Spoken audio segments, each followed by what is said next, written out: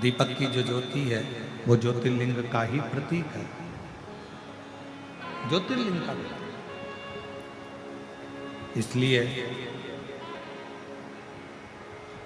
दीपक लगाते समय व्यर्थ की किसी से बात ना करी जाए।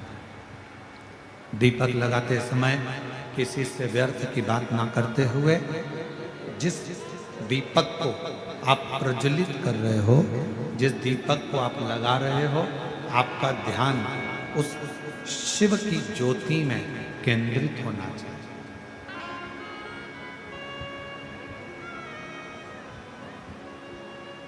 भगवान शंकर की ज्योति में आपका ध्यान केंद्रित, शिव की ज्योति में जब आपका ध्यान केंद्रित होगा, भगवान शंकर की ज्योति में जब आपका ध्यान केंद्रित होगा, तब आप स्वयं भगवान शिव का साक्षीकरण 2 क्षण में करो। तो दीप जलाते समय चाहे मंदिर में दीपक लगाओ, चाहे घर के अंदर मंदिर में दीपक लगाओ, चाहे बेलपत्र के वृक्ष के नीचे दीपक लगाओ, चाहे आंवले के वृक्ष के नीचे दीपक लगाओ, चाहे आप घर के दरवाजे पर दीपक लगाओ। दीपक लगाते समय तुम्हारा ध्यान केंद्रित दीप में जो ज्योति है, ज्योति में जो शिवलिंग है, ज्योतिर्लिंग है, उस ज्योति का दर्शन करते समय अपने ध्यान को केंद्रित। दूसरा, भगवान शंकर को, सूर्य नारायण भगवान को,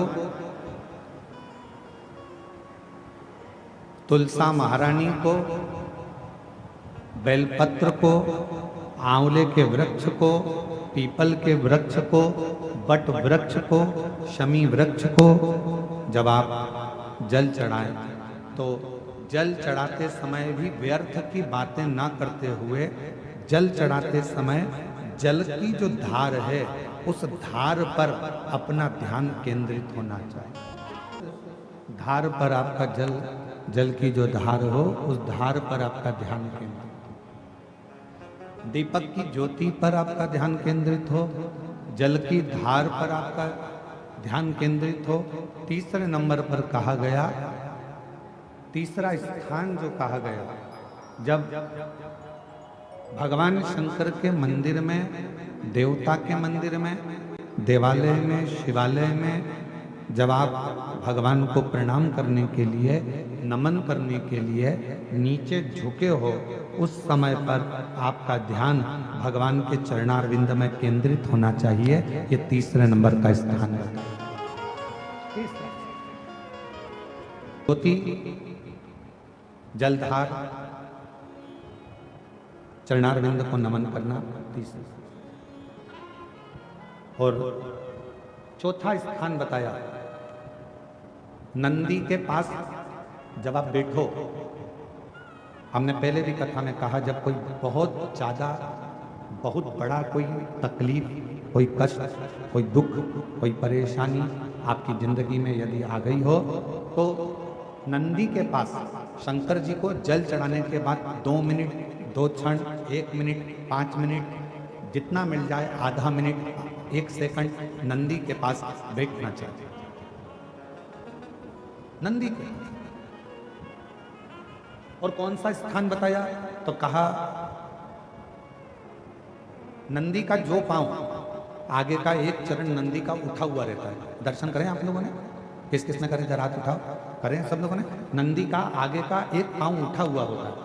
तो नंदी, जब तुम कोई विषम परिस्थिति में हो, बहुत टेंशन में हो, बहुत तकलीफ में हो, बहुत कष्ट में हो, और बहुत ज़्यादा कोई डिप्रेशन में हो, कोई चिंता में हो, कोई बात अगर तकलीफ की है, तो नंदी का जो पांव उठा हुआ रहता है, उस पांव के पास में थोड़ी देर, नंदी के साइड में थोड़ी देर, 1 सेकंड, आधा सेकंड, आधा मिनट, 1 मिनट, 2 मिनट, 5 मिनट, जितना आप बैठो, और थोड़ी देर बैठकर बाबा की ओर ध्यान को केंद्रित करो और अपने मन की बात कह दो। वो चौथा स्थान बताया, मन को केंद्रित करने।